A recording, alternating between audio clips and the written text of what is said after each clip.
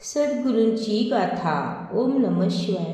परमपूज आई लिखित प्रेमाचे सामर्थ्य.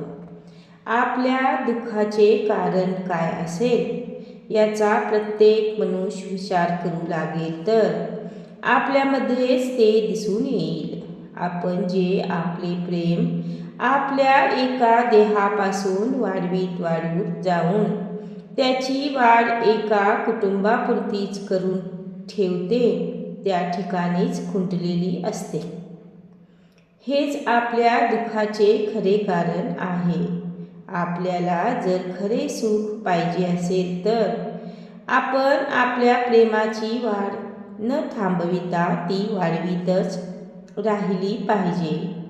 आज आम्ही जे प्रेम वाढवीत जाऊन पृथ्वीतील सर्व मनुष्यावर आपल्या प्रेमाची वाढ झाली पाहिजे, अशा प्रकारे अमर्यादित प्रेमाची वाढ होणे म्हणजे अमर्याद सुखाची प्राप्ती होणे हे होय. एखादी व्यक्ती जगावर प्रेम करू लागते तेव्हा ती पूर्ण सामर्थ्याने भरून जाते आणि तिच्या ठिकाणी द्वेषभावनेचा लवलेशही उरत नाही. त्यामुळे जग त्या व्यक्तीपुढे मस्तक नमविते.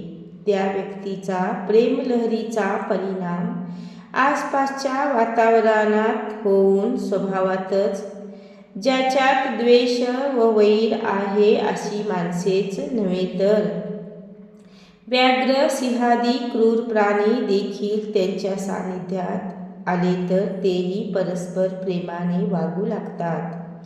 अशा प्रत्येक अनुभव आहे. अशा प्रकारे हे प्रेम सामर्थ्यवान आहे. प्रेम हे दया, क्षमा, शांती या तिन्ही गुणांचे मिश्रण स्वरूप होय. प्रेम म्हणजे परम आत्म्याचे व्यक्त स्वरूप म्हणून प्रेमाचा साक्षात्कार म्हणजेच परमात्म साक्षात्कार होय. परमात्मा हा सर्वव्यापी असून त्याची अधिष्ठान सकल प्राणिमात्राच्या हृदयात आणि यच्चयावत वस्तूंच्या ठिकाणी आहे.